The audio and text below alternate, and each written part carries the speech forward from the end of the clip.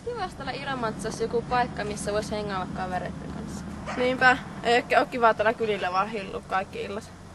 Myös tämä kauppatie olisi aika hyvä valinta, koska täällä on aika paljon tyhjiä taloja. Joo, niin mutta voisikin olla.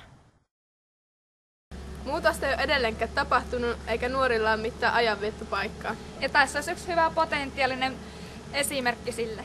Tähän tilaan se olisi tosi kiva semmoisen niin kahvila, niin seinät voisi maalata vaikka ruskeiksi tai joskin kivaksi lämpimiksi sävyiksi. Ja sitten tänne kun saataisiin jotkut isot sohvat ja kivat kalustet, niin tämä olisi nuorille tosi hyvä semmoinen oleskelupaikka iltaisin kautta viikonloppuisin. Hyvät keittiöt ja muut tilat, että niin kuin pienellä laitolla ja koristelulla tästä saataisiin kätevä kahvila.